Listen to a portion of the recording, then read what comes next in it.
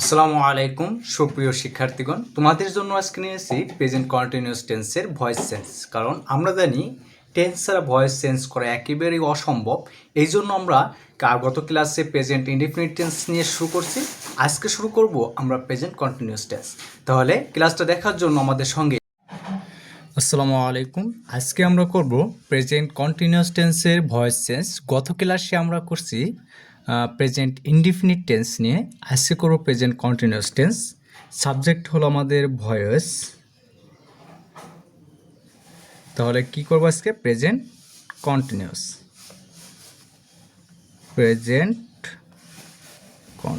Tense.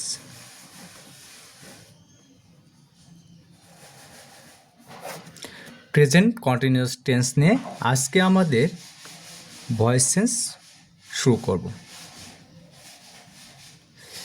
তাহলে আমরা একটা এই present continuous tense by voice change করার ক্ষেত্রে একটা রুলস গঠন করেছি আমি নিজেই। এই রুলসটা তুমি অন্য কোথাও পাবে না আশা করি। এটা আমার নিজের মতো করে তৈরি করা, যাতে সহজে একজন শিক্ষার্থী ভয়েস চেঞ্জটা করতে পারে। কারণ এই ভয়েস চেঞ্জ করার সময় অনেক শিক্ষার্থী হিমশিম খায়। তো সেই ক্ষেত্রে আমি এটা সহজে তৈরি করছি। দেখো, এই যে তার রুলসটাই যে প্রেজেন্ট কন্টিনিউয়াস টেন্সের যে অবজেক্টের সাবজেক্ট ফর্ম বসে, মানে যেটা অবজেক্ট সেটা হয় সাবজেক্ট, আর সাবজেক্ট হবে অবজেক্ট। তারপরে সাবজেক্ট অনুযায়ী বি ভার্ব বসে, এম, ইজ, আর এগুলো বসে। তারপরে বি ভার্বের পরে বিং বসে। এখন আমরা জানি কোনো সেন্টেন্সে যদি কোনো সেন্টেন্স কন্টিনিউয়াস টেন্স কীভাবে চিনব?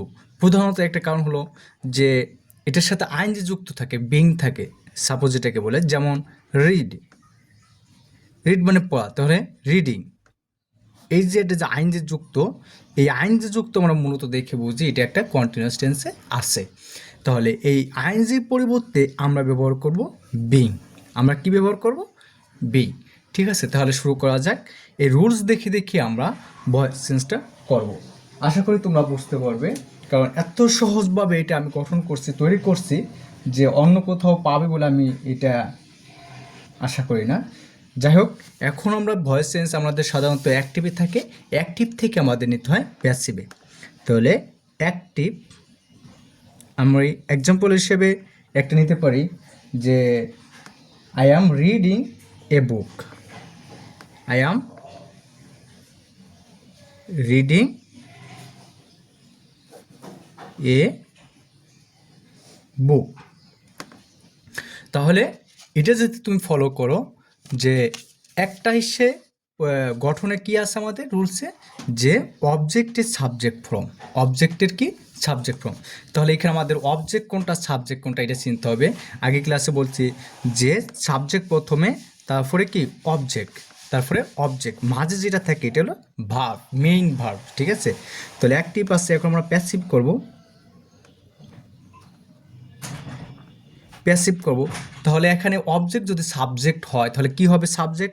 সাবজেক্ট হবে এ বুক।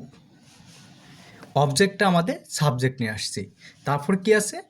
তারপরে রুলসে আছে যে সাবজেক্ট অনুযায়ী বি ভার্ব বসবে, এম, ইজ, আর।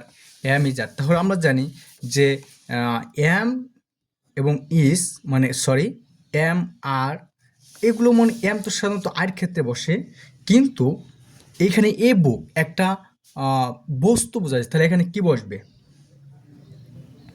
এখানে ইজ বসবে। তারপর কি আছে আমাদের গঠনে, যে বি ভার্বের পরে বিং বসবে। বিং কীভাবে বসবে? বি ভার্বের পরে বিং বসবে। বিংটা কিসের সাথে বসবে? বিংটা আমরা কিসের জন্য বুঝলাম? এই আইএনজি থাকার কারণে আমরা বুঝলাম যে এটা বিং হবে। কি হবে? বিং। কারণ এই বিং সাধারণত কন্টিনিউয়াস টেন্সের সাথে ব্যবহার হয়।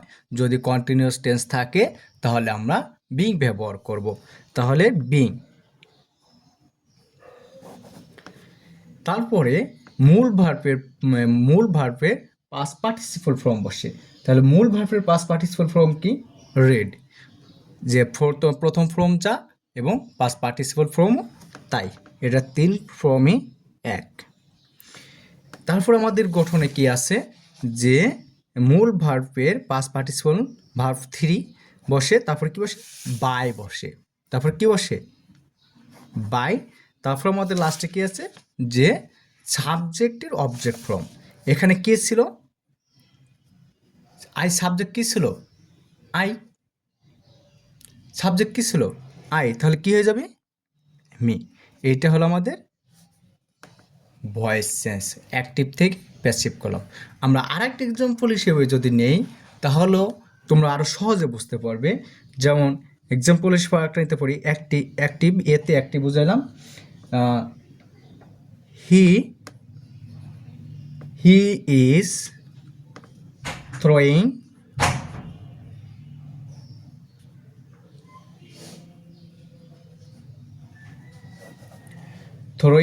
এ বল, থ্রোয়িং এ বল।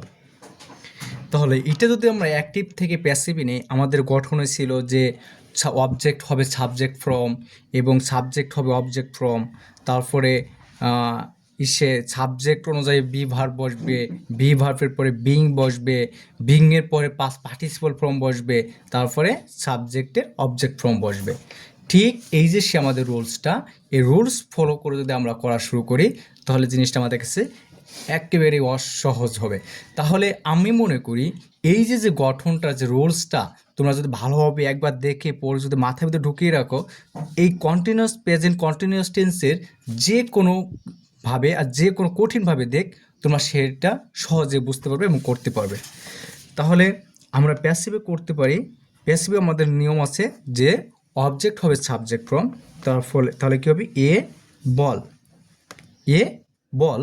এখন সাবজেক্ট অনুযায়ী বিভার বসবে, সাবজেক্ট অনুযায়ী বিভার কী বলবে, ইজ, এই ইজি, কারণ ইজ হির সাথেও যায় এবং এ বলের সাথেও যায়। তারপরে কি বসবে, বিং, বি ভার্বের পরে কি বসবে, বিং বসবে, কারণ আমরা বিং জানি আইন যে যুক্ত থাকলেই সেক্ষেত্রে বিং বসে, বিং। তারপর কি বলছে, মূল ভার্বের পাস্ট পার্টিসিপল ফর্ম। এখন মূল ভার্ব কি, এই যে থ্রোয়িং হয়ে গেছে আইন যে যুক্ত হয়ে, তাহলে এটাই আমাদের মূল ভার্ব, মানে মেইন ভার্ব। তাহলে এর পাস্ট পার্টিসিপল ফর্ম কি হবে, থ্রোন, কি হবে, থ্রোন। তারপরে কি বসবে, তারপরে দিয়ে আসছে আমাদের যে বাই বসবে, তারপর কি দেওয়া আছে পাঁচ নম্বর, বাই, আমরা বাই দিলাম। তারপরে কি দেওয়া আছে, যে সাবজেক্টের অবজেক্ট ফর্ম বসবে, সাবজেক্টের অবজেক্ট ফর্ম। তাহলে সাবজেক্টটা কি আছে আমাদের এখানে, সাবজেক্ট আছে হি, তাহলে হি থাকলে কি হবে, হি থাকলে হবে হিম, হি থাকলে কি হবে, হিম। এটা হলো আমাদের ভয়েস চেঞ্জ। আমি সাধারণত ক্লাস অনেক বড় করি না, খুবই শর্টকাটে খুবই সহজভাবে বোঝাই, যেটা তোমরা দেখেই বুঝতে পারছো। ধন্যবাদ। পরবর্তী ক্লাসের জন্য অপেক্ষা করো।